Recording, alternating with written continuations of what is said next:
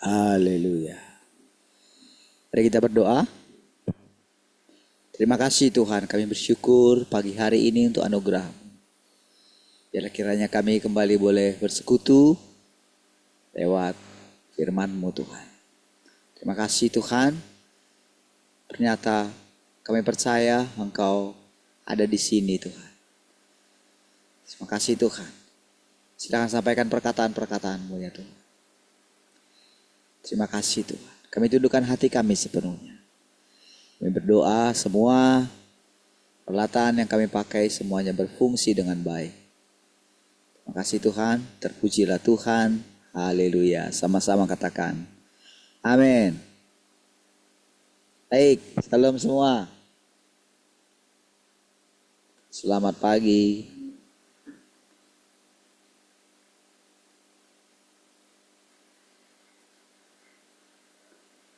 Shalom, selamat malam, selamat pagi semuanya.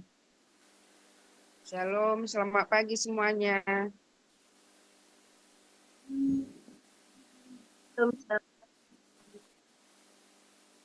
Shalom, selamat pagi semua.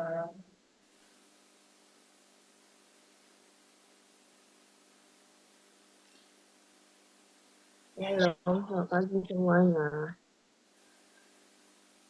Oke, gimana suaranya oke? Ada suara hujan nggak? Ada? Enggak. Oh, di sana hujan juga.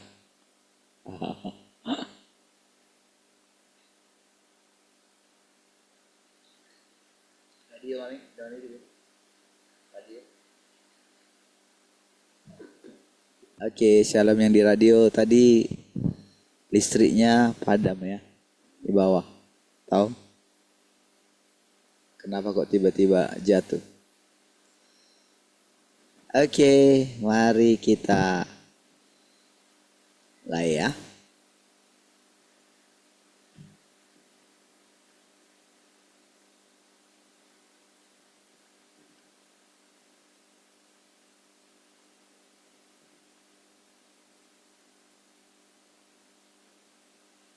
Oke.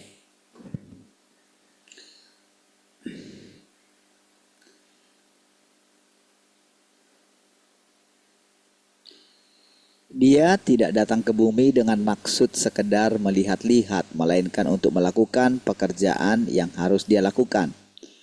Untuk apa lagi dia menanggung beban seperti itu dan mengambil resiko sebesar itu untuk melakukan pekerjaan ini? Tuhan menjadi daging hanya saat dia harus melakukannya dan selalu dengan makna penting yang unik. Belajar lagi ya, hal yang baru ya. Dan selalu dengan makna penting yang unik. Jika tujuannya hanyalah memungkinkan orang untuk melihat dirinya dan untuk memperluas wawasan mereka, maka mutlak dapat dipastikan dia tidak akan pernah semudah itu datang di antara manusia. Kalau hanya untuk menambah wawasan manusia, ya, dia datang ke bumi demi pengelolaan dan pekerjaannya yang lebih besar dan agar dia bisa mendapatkan lebih banyak manusia. Ya, jadi walaupun segala sesuatu miliknya, namun kan ada sesuatu yang boleh kita katakan ya hanya dia yang tahu karena dia pencipta kan. Kita ini memang diciptakannya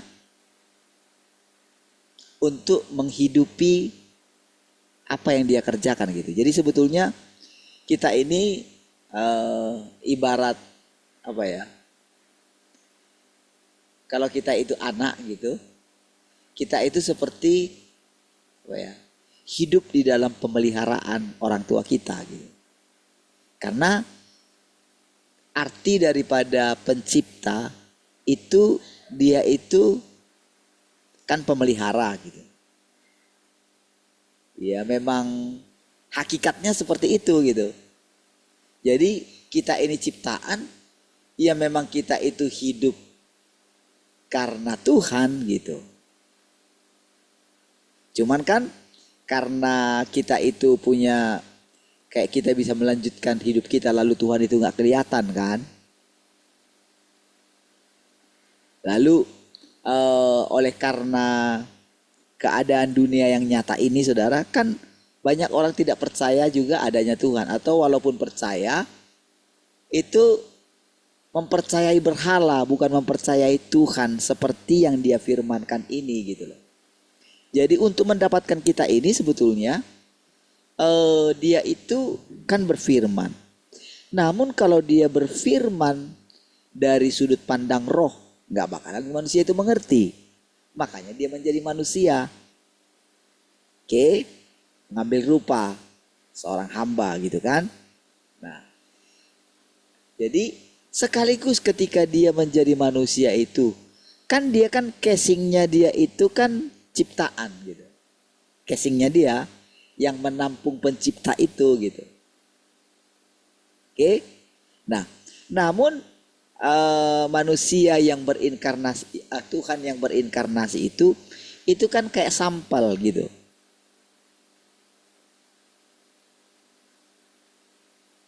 Untuk dia itu boleh mendapatkan lebih banyak manusia, kan itu tadi kan, untuk dia boleh mendapatkan lebih banyak manusia. Makanya saudara-saudara bisa lihat, atau saudara juga sudah merasakannya. Cuman karena apa ya? Karena memang dia yang mengatur bagian kita masing-masing gitu kan. Makanya apa yang kita alami itu sesuai dengan takarannya gitu. Teratur semua gitu. Melaksanakan bagian-bagiannya gitu. Kalau kita boleh membayangkan manusia ini secara keseluruhan gitu. Ya kan? Kalau saudara bisa membayangkan bahwa kita ini semua terikat satu dengan yang lain. Kan kalau kita itu mulai memikirkan, kan fase hidup kita, fase yang kita jalani dalam kehidupan manusia kan, itu kan boleh dikatakan menurut waktu, menurut umur yang sudah ditetapkan kan hampir habis gitu. 70, 80. Itu sebetulnya target kita itu untuk memasuki satu hidup yang kekal. Sampai berapa lama nanti prosesnya gitu kan. Kita kan nggak tahu kan. Sampai berapa kali kita itu lahir kembali. Kita kan tidak tahu. Itu ranahnya dia gitu. Karena kita belum menerima kebenaran tentang bagaimana lahir kembali gitu kan. Karena kita belum pernah mengetahui itu, karena kita anggap itu bukan firman Tuhan gitu. Makanya kita ya nggak pernah bisa memasukinya, orang kita nggak percaya. Iya kan? Sama saudara dengan kayak manusia-manusia yang terbelakang atau tempat yang terbelakang, misalnya kayak di Papua itulah ya kan, atau di tempat-tempat lain gitu. Ketika mereka tidak mau menerima hukum yang sudah berlaku, maka mereka kan situ terus hukum rimba berlaku gitu loh. Tapi ketika mereka mulai nanti mau menerima hukum itu, maka mereka kan keluar dari hukum rimba itu. Kira-kira seperti itu prosedurnya ya. Nah, jadi hanya ketika orang yang mau mentaati perintah-perintah Tuhan gitu, kan yang difirmankan dia. Kalau misalnya orang yang masih hidup egois untuk dirinya sendiri aja gitu kan, merasa ini karena kekuatanku lah, dia nggak peduli dengan yang lain, dia terus berusaha ingin memperkaya dirinya gitu, ingin mencapai, dia punya banyak ambisi, maka dia akan ada di situ, akan terpisah dari orang-orang yang mencari Tuhan, yang mencari kebenaran, yang mencintai kebenaran. Harus terpisah memang gitu loh. Orang-orang yang masih suka hal-hal dunia ini gitu kan. Ya kan terpisah mereka. Karena tidak mau menerima kebenaran. Oke, sama saudara. Jadi kalau orang tidak mau mencoba peruntungannya dengan mendengarkan firman ini, maka dia tidak akan pernah masuk. Dia tidak akan pernah mengenal Tuhan yang sejati. Dia hanya terus mempercayai Tuhan yang dia percayai gitu loh. Dia tidak akan bisa memasuki zaman yang baru. Nah, jadi ketika kita mulai percaya, ketika saya percaya bahwa ternyata daging kita ini juga menerima inkarnasi Tuhan gitu. Ya kan, karena kan manusia satu sebetulnya. Walaupun ada banyak bangsa-bangsa segala macam, kan satu saja. Ada rasa nasionalisme, itu kan yang memisahkan. Kita mesti cinta bangsa kita gitu. Ada gambarannya yang bagus kemarin ya, tentang naturalisasi itu saudara. Nah, jadi kan selalu diinikan saudara. Oh, itu bukan Indonesia asli. Katanya kan kayak gitu kan. Lah, apa sebetulnya definisi Indonesia katanya? Orang yang mengakui kalau dia itu bangsa Indonesia. Kan itu sebetulnya.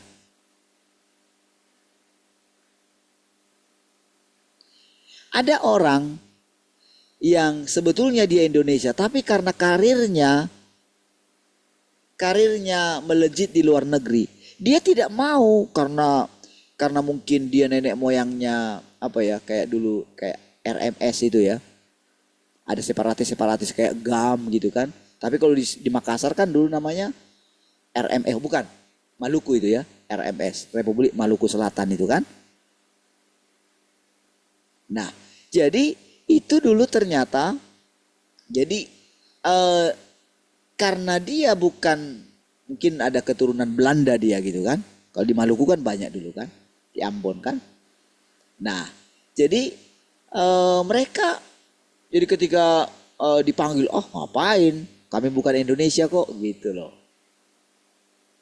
Sementara ada orang, jadi ketika ditawarkan jadi pemain di naturalisasi gitu kan, oh dia nggak mau gitu. Itu asli orang tuanya itu apa ya? Jadi asli Indonesia gitu bapaknya gitu. Nah, tapi ketika ditawarkan mau masuk, dia nggak mau gitu. Nah, sementara ada yang mungkin kakeknya, neneknya gitu kan, yang orang Indonesia dan pernah tinggal di Indonesia. Tapi karena dia lama di luar negeri, makanya jadi warga negara luar, apa kan, Belanda misalnya gitu. Nah, sementara ketika dipanggil, dia mau, dan dia mau diangkat, karena itu akan lewat pengadilan gitu. Dia harus belajar lagu Indonesia Raya gitu kan. Nah, berarti kan definisi daripada satu bangsa itu adalah pengakuannya kan. Sama seperti kita. Dulu saudara ketika dikatakan, bagaimana kita menjadi orang Kristen? Oke, akui, aku percaya. Itu apa namanya? Kalimat syahadat itu kan. Ketika melakukan itu kan kita menjadi warga Kristen kan gitu kan. Ketika melakukan ucapan itu. Padahal kehidupannya sebetulnya tidak seperti harusnya menjadi orang Kristen. Tapi karena sudah percaya Yesus sudah menebus hidupnya, maka dia dikatakan menjadi orang Kristen. Nah, kan seperti itu menjadi negara gitu. Menjadi satu negara gitu kan. Nah, tapi sebetulnya awalnya manusia itu kan satu. Nggak ada bangsa-bangsa.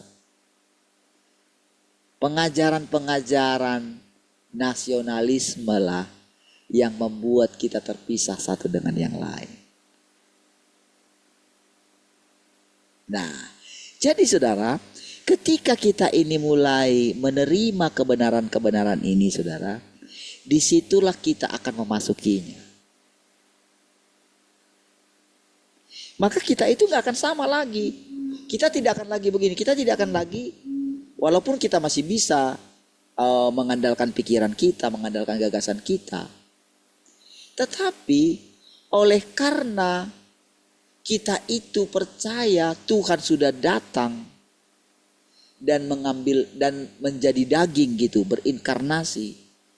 Maka kita yang percaya itu, sekarang pengertian kita berbeda. Waktu pengertian kita itu berbeda itulah kita akan terus memasuki pikirannya Tuhan gitu. Itu ya. Lebih sederhananya begitu saudara. Jadi kalau dikatakan akan semakin banyak mendapatkan manusia gitu kan. Semakin banyak mendapatkan manusia dikatakan tadi kan. Lebih banyak manusia, mendapatkan lebih banyak manusia. Bukankah manusia itu semua milik dia? Milik dia. Cuman manusia itu nggak ngerti gitu loh. Kan karena nggak ngerti lah manusia itu menjadi rusak. Karena kita tidak memahami firman itulah saudara.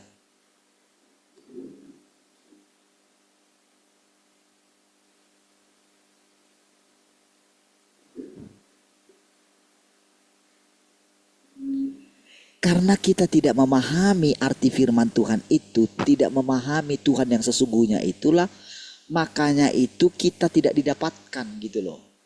Itulah yang membuat kita itu khawatir. Ketika kita sakit, kita memikirkan sakit kita gitu. Ketika ada masalah, kita langsung fokus kepada masalah itu, jadi lupa Tuhan gitu loh. Lupa kalau Tuhan ada di antara kita gitu.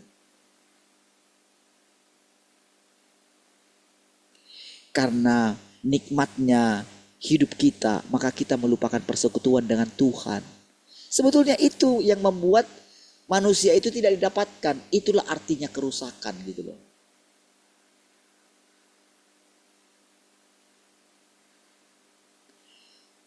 Begitu kita beralih dari Tuhan saudara ya. Kita beralih. Kita itu lengah gitu ya. Kita hidup di luar Tuhan. Maka disitulah sebetulnya tanpa sadar kita kembali ke dunia ini. Semakin parahnya nanti akan mengalami neraka itu. Karena arti dari neraka adalah tidak mempunyai hidup lagi gitu loh. Itu sebetulnya gitu. Jadi sebetulnya orang-orang, saudara perhatikan aja lah saudara. Orang-orang yang sudah tua gitu ya.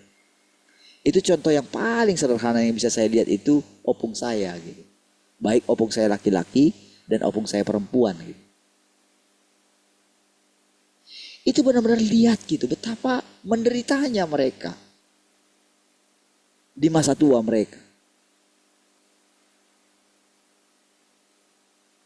Gak bisa tersenyum gitu loh. Kata-katanya itu kata-kata umpatan gitu loh. Kata-kata kutukan gitu loh. Hatinya tidak tenang, tidak ada damai sejahtera. Jadi walaupun dia pernah jadi Kristen, mungkin dia baca Alkitab atau apapun, justru itu membuat dia, makanya kadang kata orang bibelon gitu. Jadi itu apa ya, yang sangat kelihatan jelas. Dan kalau saudara perhatikan semua orang yang tidak mengerti hakikat daripada Tuhan itu. Jadi lewat firman Tuhan ini kan kita diajarkan tentang hakikat Tuhan itu. Tentang dia Tuhan, dia pencipta, kita ini ciptaan gitu. Kita harus melakukan bagian kita sebagai makhluk ciptaan gitu. Disitulah kita diajarkan saudara. Tapi untuk melepaskan kita itu saudara, bukan sekedar kita itu, oke kamu sudah selamat. Enggak. Perubahan pikiran.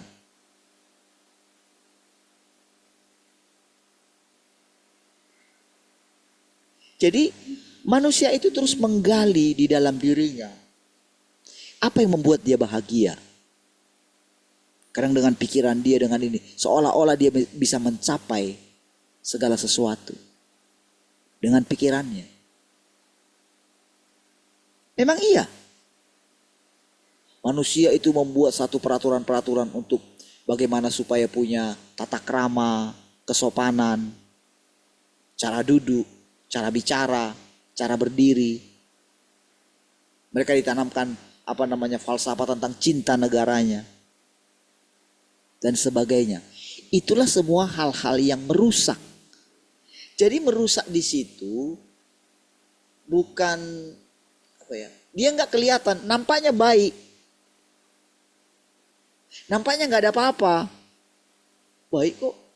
Aku sekarang nggak perlu pun aku harus bersekutu dengan Tuhan, nggak perlu pun aku ikut tiap pagi, baik kok. Iya, bisa kok aku datang tiap pagi, aku berdoa. Buktinya aku diberkati. Buktinya keluargaku baik-baik saja. Nah, gitu. Itulah nanti yang membuat pada akhirnya saudara akan terkejut ketika Tuhan berterus terang. Cukup dikatakan, enyahlah dari hadapanku.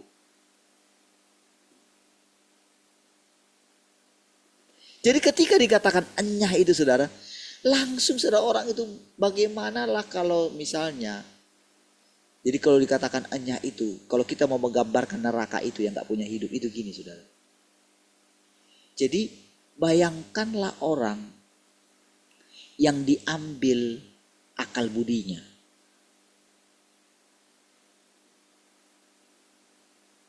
Coba saudara bayangkan, coba saudara lihat orang gila. Iya, dia makan apa saja gitu kan. Dia kan gak ada pikir dia. Belum lagi orang-orang yang pura-pura gila kan. Tapi karena dia pura-pura gila, lama-lama dia jadi gila.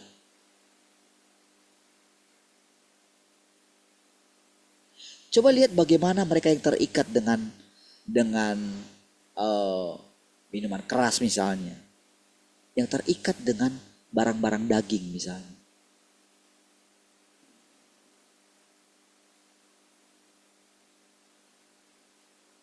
Dia gak pernah bisa bahagia. Karena dia selalu memperhatikan orang lain.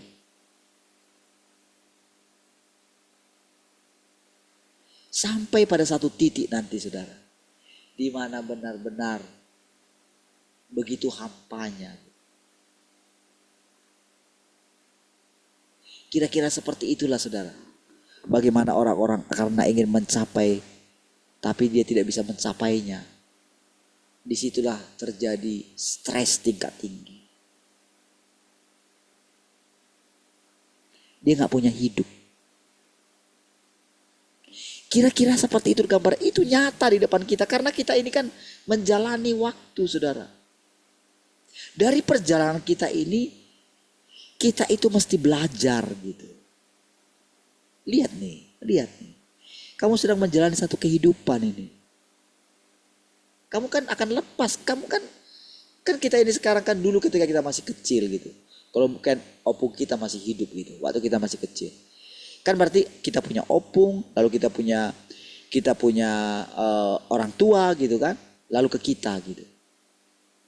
Masih ada 3 fase itu kan. Tapi ketika umur kita naik, kan opung kita nggak ada lagi. Ada yang sudah juga kehilangan orang tua. Berarti kan kita itu jadi naik, jadi bapak, atau jadi ibu, atau nanti kita jadi opung. Kan kita akan melihat akan berlalu kan. Yang tinggal hanya orang yang mengenal Allahnya. Itulah yang tinggal nantinya. Itulah yang akan bisa terus hidup.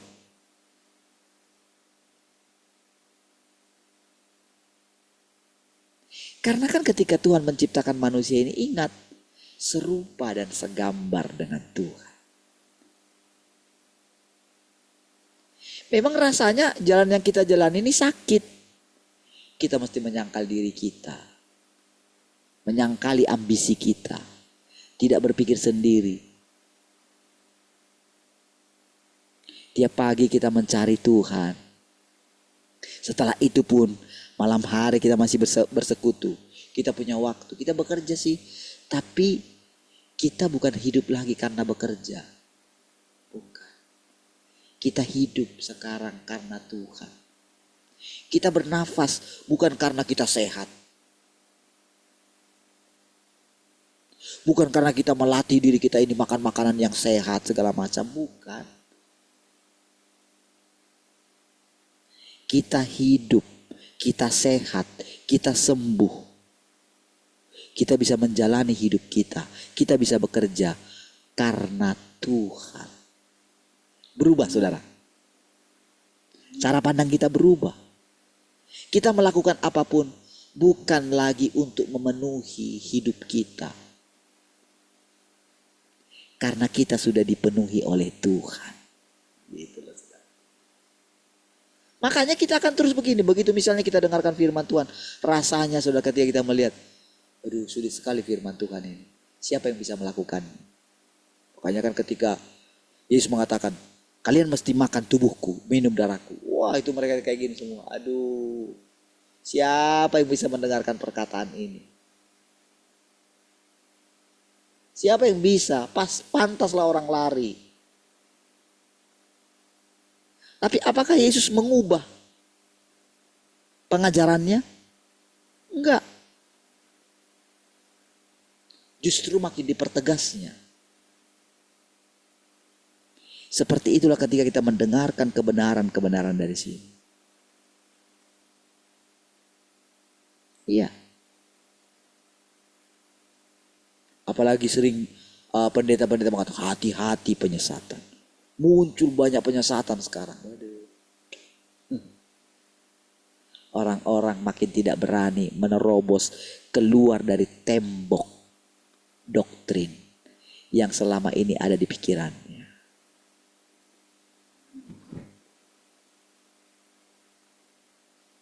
Ya. Ingat. Kita dikasih kesempatan hidup itu anugerah. Ya. Gak ada yang bisa mengatakan, oh saya ini kalau diukur dari sudah uji kesehatan. Wah kesehatannya bagus, jantungnya bagus, paru-parunya bagus, penglihatannya bagus, ginjalnya bagus. Maka dia terus melatih diri. Olahraga lah segala macam. Hanya satu patah kata saja saudara dari Tuhan. Cukup membuat dia ada di neraka. Iya. Cukup satu patah kata saja. Cukup Tuhan bilang. Gimana lah kalau malam hari ini nyawamu diambil dari tubuhmu katanya. Cukup satu kata-kata itu saja. Cukup kita ini saudara. Ketika kita itu, tadinya kita itu, percaya pemeliharaan Tuhan. Cukup satu keadaan saja. Sekarang aku bawa kamu masuk. Di mana kamu itu tinggal dalam kekhawatiran. Cukup diizinkan saja saudara, kayak dibuka kalau kita itu kayak satu ruangan gitu ya. Cukup dibuka saja satu pintu. Maka masuklah pikiran-pikiran kekhawatiran. Ketika itu sudah menghimpit, disitulah dia begini. Datanglah ketakutan-ketakutan. Bagaimana nanti kalau aku gak punya uang? Bagaimana kalau begini? Bagaimana kalau begini? Masuklah pikiran itu. Ketika kita mendengarkan berita tentang PHK di mana-mana, masuklah pikiran itu, bagaimana kalau nanti aku di PHK? Sementara anakku sudah kuliah. Bagaimana nanti kalau begini? Masuklah pikiran itu. Cukup. Sesimpel itu. Iya.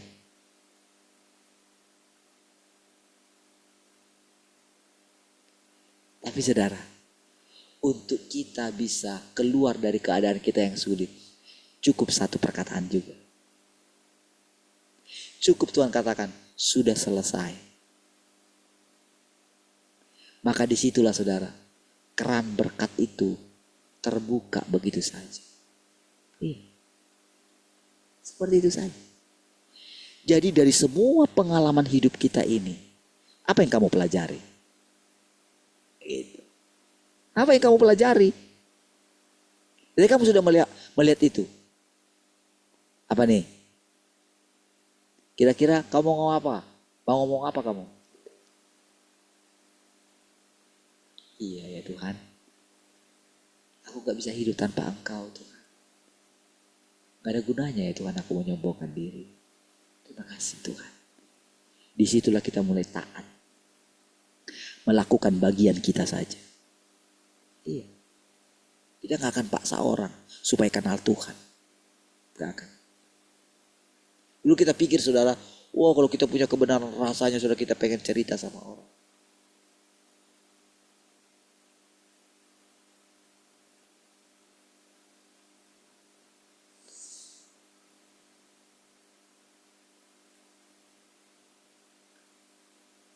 Tapi sekarang saudara, ketika kita mulai melihat gitu. Ketika saudara yang saya bilang, yang sepupunya yang di Pekanbaru itu cerita gitu. Luar biasa ya. Di situ saya baru sadar gitu. Iya ya, tapi waktu saya membaptis itu kayaknya biasa aja ya. Tapi ternyata ketika saya hitung itu, sudah semua saya baptis gitu. Bagi mereka saudara kalau sudah misalnya membaptis satu keluarga itu udah hebat kali itu. Udah hebat kali hamba Tuhan itu.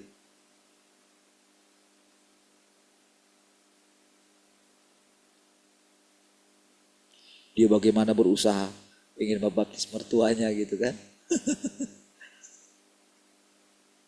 Sulitnya minta ampun.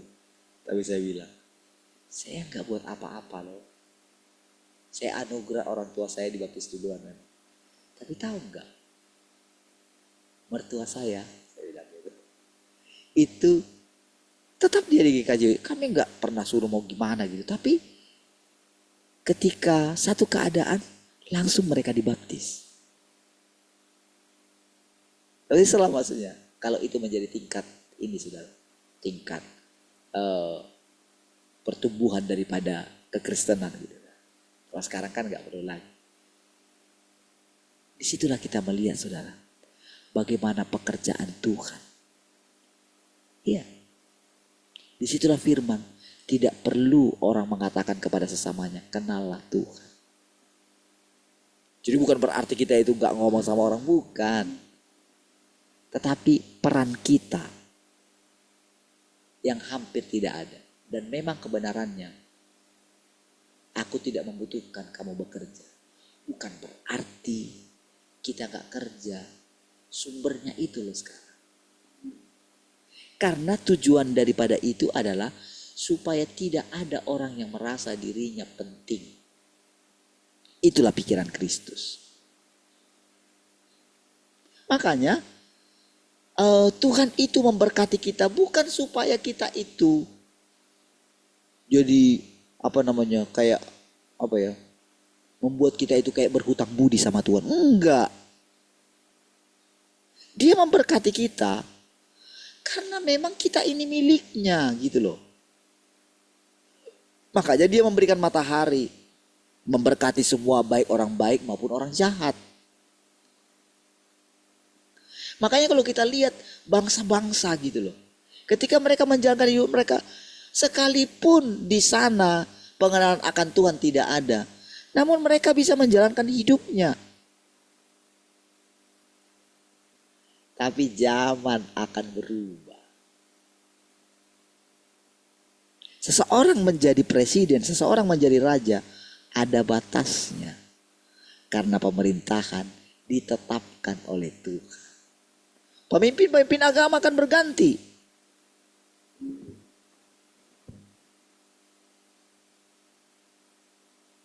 Tapi setiap orang itu saudara, karena dia merasa dia itu, wah enak juga ya jadi presiden ya. Makanya dia berusaha menipu gitu. Dia bayarin orang-orang. Supaya nanti tetap makanya ada pasukan berani mati kan. Persis kejadiannya seperti dulu, saudara. Setiap moleng saya tuh kayak gitu.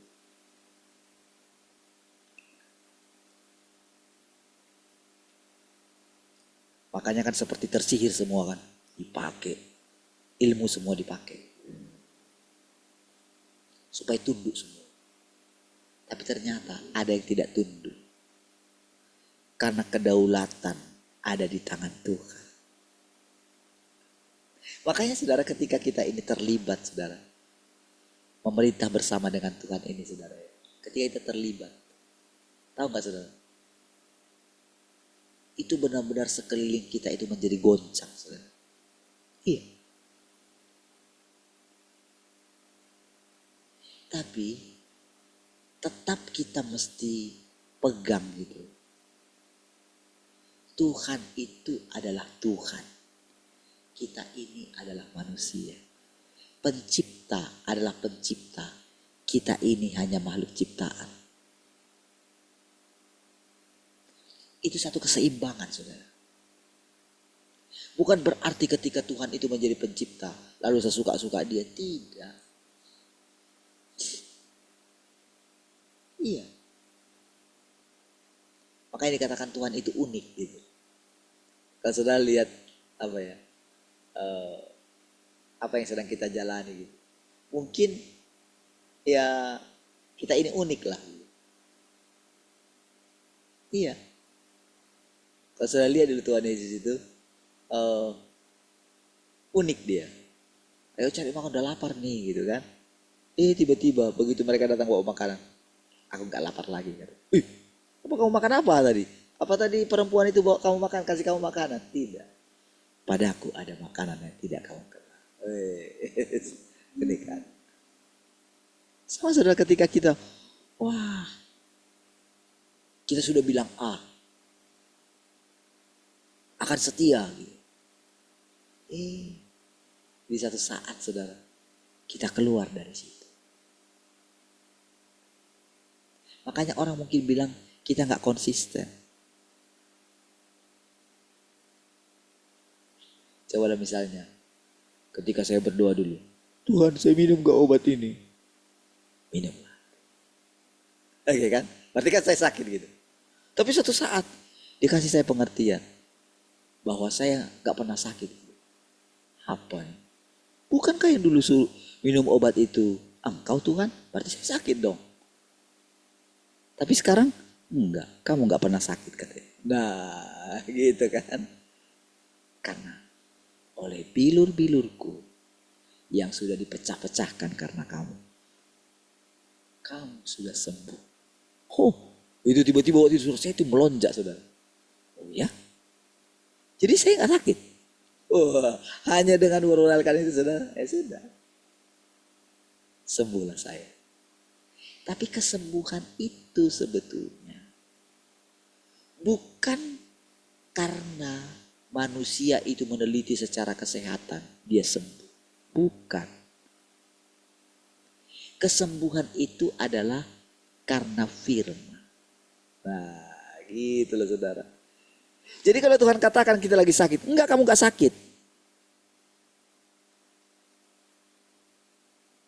Tapi bukan berarti dengan kita tahu firman itu, kita jadi mengatakan begini. Enggak, aku gak sakit. Firman Tuhan, enggak bisa kayak gitu juga.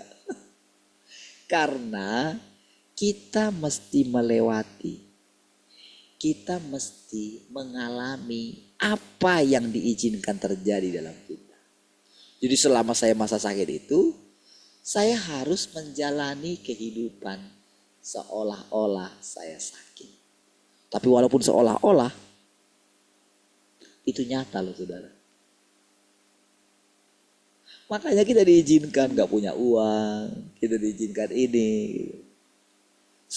Jadi memang kayak asli kita gitu loh, gak punya uang. Cobalah pikirkan, enggak, saya bilang aku gak punya uang. Mati juga saudara. Kalau kita mengandalkan gagasan, itulah gagasan saudara yang muncul. Makanya kalau dikatakan Tuhan tetaplah Tuhan, manusia tetaplah manusia. itu menolong kita untuk bergantung kepada Tuhan. Tetapi walaupun memang kita itu bergantung kepada Tuhan, dia nggak mau juga kita itu kayak jadi orang ini, saudara, kayak orang bodoh. Bukan. Karena natur kita itu pintar, natur kita itu loh. Makanya dia mengusir yang malas kan. Makanya dia mengutuk pohon ara yang nggak berbuah kan.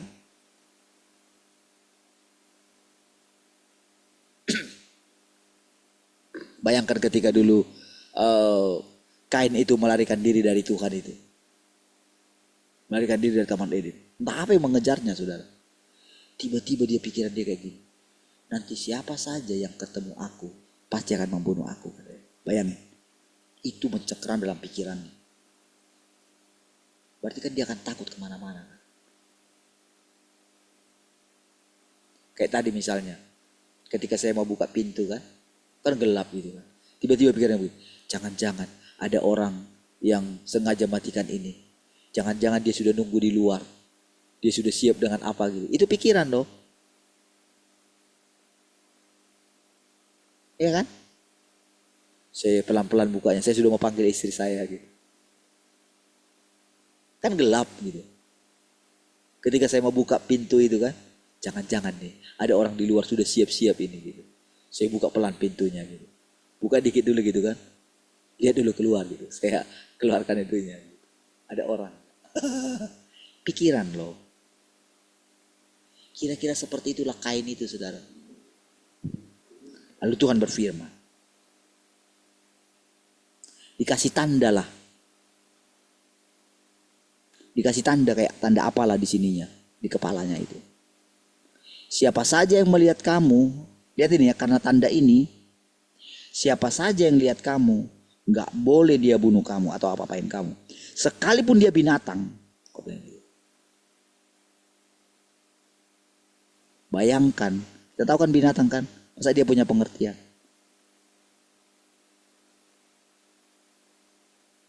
Itu yang kita gak tahu. Dunia binatang pun kita tidak tahu. Makanya keledai. Hari itu juga dia bisa bahasa manusia, bayangin. Gak perlu belajar dia kayak bayi gitu. Berapa lama sudah dia mengucapkan perkataan itu, saudara?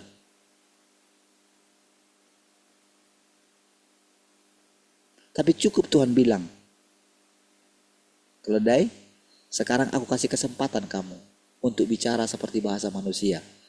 Tapi hanya beberapa kata saja ya. Setelah itu kamu gak boleh lagi bicara. Itu saja kan. Bayangkan saudara, binatang itu harus mengenali. Siapapun yang berjumpa dengan Kain, karena melihat tanda itu, tidak bisa membunuh Kain. Itulah firman, saudara.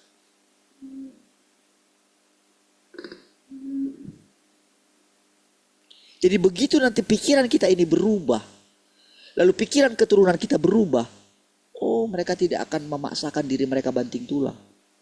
Oh mereka tidak akan terlalu percaya diri sekali dengan pendidikan mereka. Enggak. Mereka tenang saja. Gak mungkin lah saudara kalau mereka terus dengarkan saya cerita tentang Tuhan. Gak mungkin pikiran mereka gak berubah. Gak mungkin.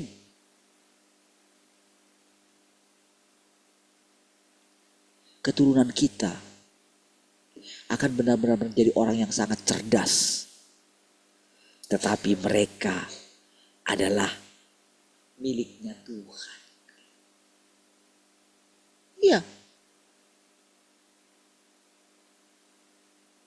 Kalau mereka sudah terbiasa mendengarkan suara Tuhan, mereka akan menikmati hubungan dengan Tuhan. Bukankah seperti kita itu seperti membuka jalan baru bagi mereka? Iya kan?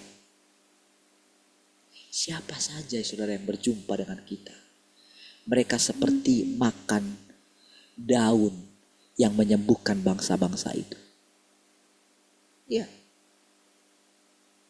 Apakah pohon itu bilang sama orang yang datang di situ gitu. Makanlah aku. Apakah pohon itu ngomong?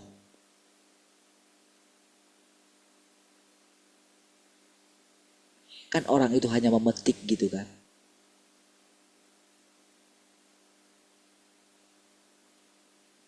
Berarti kan naluri dia kan. Berarti kan yang akan makan itu juga kan orang pilihan kan. Semua kan orang bisa memakannya? Tidak. Yang dipilih oleh Tuhan. Ketika kita percaya setiap orang yang berjumpa dengan kita tidak ada yang secara kebetulan. Disitulah kita melihat tanpa sadar setiap orang seperti perempuan yang pendarahan itu, saudara. Asal ku jamah saja jubah. Iya. Makanya dikatakan gak perlu kamu ajari orang untuk kenalilah Tuhan. Artinya di situ, saudara, bukan berarti kita itu gak bisa cerita tentang pengenalan kita akan Tuhan, bisa. Tapi izinkan Tuhan yang melakukan. Karena saudara, kebenarannya, dia tidak pernah memaksa manusia untuk memuji-muji dia. Setelah keadaannya sukarlah, baru dia datang kepada Tuhan. Makanya saudara, kalau kita diizinkan mengalami kesukaran, mengalami ini, sudah lewati sana. Ya seperti saya katakan sama saudara, kan diizinkan saya punya pikiran seperti tadi itu.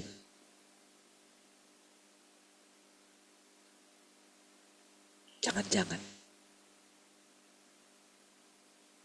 Iya kan?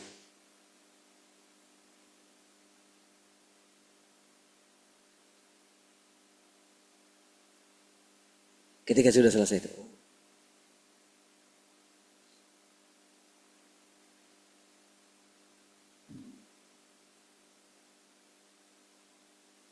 setiap hal yang kita hadapi setiap hari adalah kehidupan yang kita jalani. Ya. Dari situ kita mendapatkan hidup, saudara.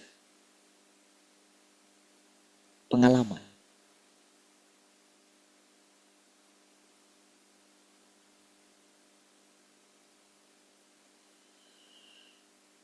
Baik, kita lanjutkan sedikit lagi. Dia datang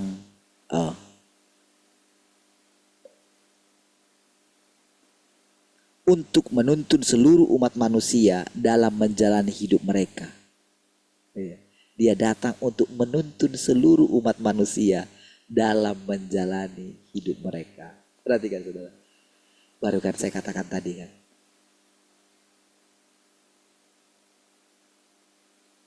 Semua hal yang kita jalani.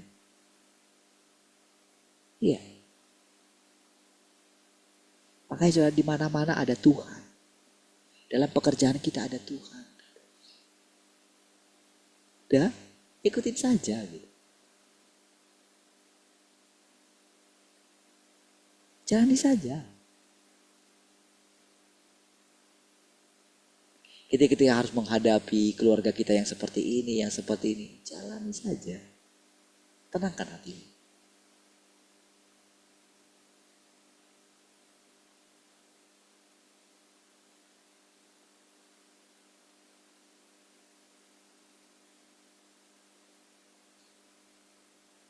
Kadang banyak saya mau ceritakan gitu ya, yang apa yang saya hadapi setiap hari gitu ya. Tapi kadang saudara kalau menceritakan mungkin, karena kadang harus menceritakan orang gitu ya. Mungkin nanti kalau didengar gitu kan, gimana gitu. Tapi saudara, akan tiba satu saat saudara di mana setiap orang itu akan benar-benar mencintai kebenaran. Sehingga benar-benar tadi saudara, orang itu bisa bebas bicara. Iya. Jadi saudara, kehidupan manusia ini depan. Jadi kalau dikatakan kerajaan 1000 tahun damai, lalu Yerusalem yang baru turun dari sorga, langit baru, bumi baru. Sebetulnya itu bukan datang simsalabim gitu, bukan. Itu datang dengan norma.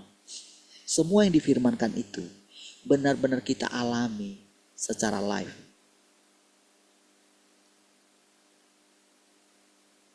Begitu kita normal, kita akan melihat semua yang difirmankan itu.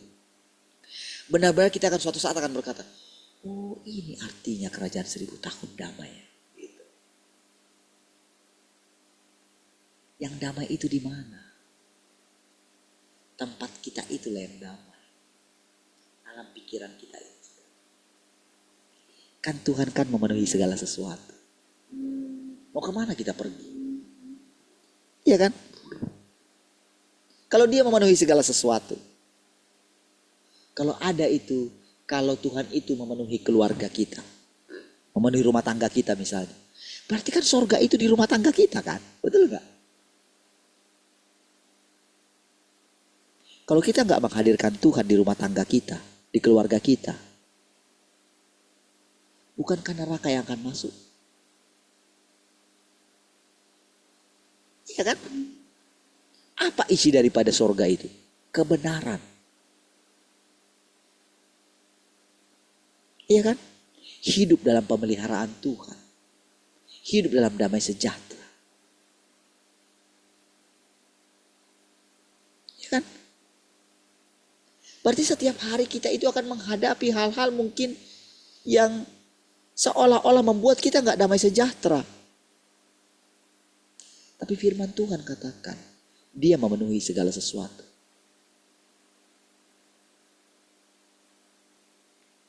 Ketika kita menjalani kehidupan kita, ada banyak pilihan-pilihan yang harus kita pilih. Gitu. Pada akhirnya membuat kita itu bergantung kepada Tuhan. Iya. Sering sekali saudara kita itu ketika kita tahu kebenaran, kita mencoba ingin memaksakan menerapkan. Tetap juga Roh Kudus yang membimbing kita. Iya.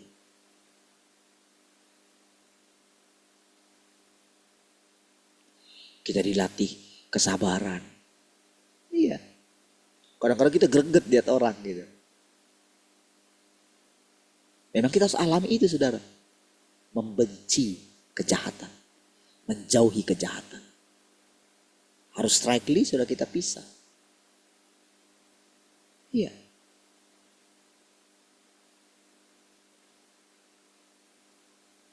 Jadi ketika orang tidak menghargai firman yang kita sampaikan, yang kita persekutukan, ya sudah, itu urusanmu. Tapi saya sebagai makhluk ciptaan, saya sudah lakukan tugas saya. Apa yang Tuhan minta, saya katakan, saya sudah katakan. Apa yang Tuhan minta saya kerjakan, saya sudah kerjakan.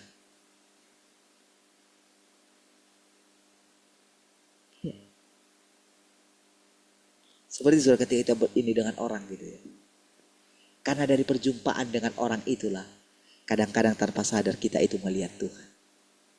Iya. Makanya, kemana aku pergi, kamu tahu jalan ke situ.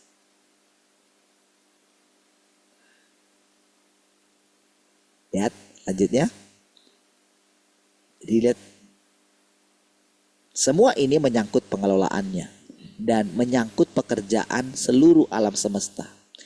Jika Tuhan menjadi daging hanya untuk memungkinkan manusia mengenal dagingnya dan membuka mata orang-orang, mengapa dia tidak melakukan saja perjalanan ke semua negara? Kenapa dia hanya di sana? Bukankah ini hal yang sangat mudah? Kenapa Yesus hanya ada di Yudea?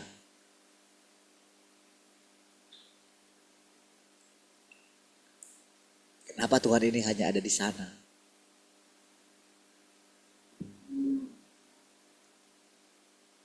Bayangkan saudara, firman Tuhan yang kita dengarkan ini saudara. Firman yang diucapkan oleh manusia. Lebih tepatnya sih Tuhan yang berinkarnasi.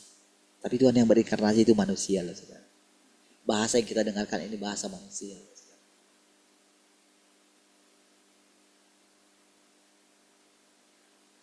Tapi dia membuka kotak Pandora. Saudara bisa mendengarkan, saya ini bisa bicara. Persis seperti Tuhan yang berinkarnasi itu. Seperti Yesus yang berbicara kepada saudara. Iya. Oh, kalau dulu saya, waduh, mana mungkin saya anak laki-laki itu, nggak mungkin, bertengkar terus saudara. Emang kenapa? Kalau aku katakan kamu anak laki-laki itu, terus kamu besar kepala, itulah iblis, gitu. Itulah pikiran antikris. Itu saja sudah diajarkan. Oh iya itu kan Tuhan tetaplah Tuhan, manusia terlalu. Iya Tuhan. Berarti anak laki-laki itu engkau juga ya Tuhan. Itulah saudara. Iya kan? Karena pikiran kita sudah berbeda. Pikiran meninggikan diri kita tahu itu pikiran iblis, bukan dari Tuhan. Tapi walaupun demikian saudara, keledai yang membawa Tuhan itu kan menginjak-injak hamparan kain-kain yang mahal itu kan. Iya kan? Iya. Itu sebabnya saudara ketika saya memikirkan tentang suatu saat kamu akan dibawa. Kalau aku bawa kamu kepada pemerintah, kamu harus seberani ini ngomong. Iya, jadi waktu itu saudara, saya benar-benar simpan dalam hati saya. Karena saudara besoknya itu kan, apa yang saya katakan itu, bisa-bisanya anggota keluarganya ada yang pas pampres itu kan, menantunya kalau nggak salah. Itu cukup konfirmasi bagi saya. Oh iya betul ya. Yang saya dengar semalam itu betul ya. Iya. Berarti sudah ada di pinggir daripada istana presiden itu. Kira-kira kayak gitu lah. Tapi nggak perlu saya lanjutkan, nggak perlu saya pikirkan kapan itu terjadi ya. Ngapain? Nggak perlu. Daud juga nggak diizinkan bangun bait suci kok. Anaknya yang bangun. Iya kan? Supaya dia tidak melekat ke bait suci itu, saudara. Tuhan tahu tentang masa depan. Satu kalimat lagi.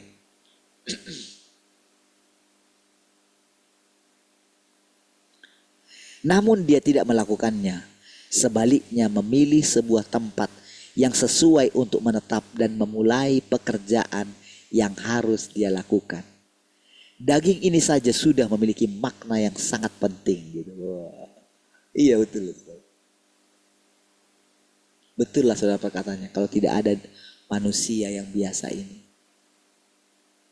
perempuan lah saudara. Maka kalian para ibu-ibu mengucap syukurlah. Karena Tuhan yang datang kedua kali itu mengambil rupa seorang perempuan. Mengangkat kalian semua. Iya. Para laki-laki selama ini mereka itu boleh dikatakan ya memang kami yang diselamatkan gitu. Tapi ingat ya di sorga itu gak ada gender ya. Tapi hanya untuk ini loh menjelaskan sedikit. Sudah waktunya para perempuan-perempuan, para ibu-ibu mengambil tugas penting ini. Iya. Itu artinya saudara. Iya. Lihatlah persentasenya saudara. Paling ada Pak Yabes pun sering gak muncul di situ. Yang masak mungkin Pak Yabes kan. Ada Pak Janu di sini kan. Ya kan. Paling itu aja yang muncul kan. Paling nanti Pak Tuin gitu kan. Lebih banyak kan ibu-ibu di sini. Ya kan.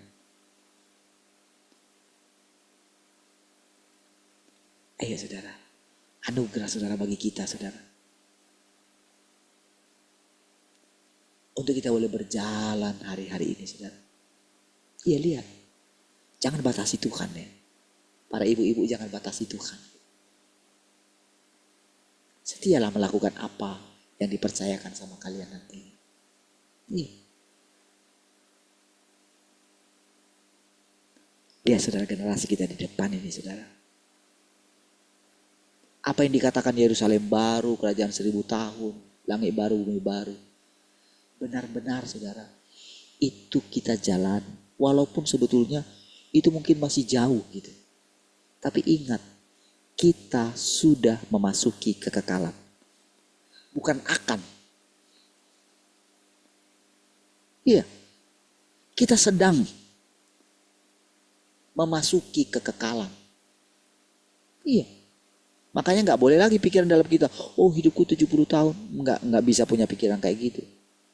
Pikiran di sini adalah kita itu punya hidup. Dan punya hidup yang berlimpah-limpah. Si pikiranmu saudara dengan hidup. Maka saudara akan melihat, saudara akan makin muda saudara. Ya. Karena semangat dari dalam ini saudara.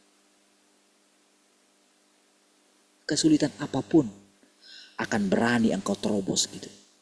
Iya. Dengan firman yang kau dengarkan, engkau akan semakin sehat. Iya. Karena kesehatan kita, karena Tuhan ada di sini.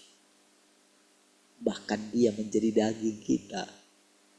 Wah, hebat saudara. Tuhan saudara, mari kita berdoa. Sudah jam 6 kan? Terima kasih Tuhan, kami bersyukur pagi hari ini buat persekutuan ini. Segala kemuliaan bagimu Tuhan. Kami bersyukur kami boleh menghirup nafas-Mu Tuhan. Kami boleh hidup hari ini, kami boleh bekerja hari ini, kami boleh merawat anak-anak hari ini. Apapun yang kami kerjakan hari ini, semuanya untuk Tuhan. Terpujilah Tuhan. Haleluya. Semua orang yang mengasihi Tuhan sama-sama katakan amin. Puji Tuhan. Shalom.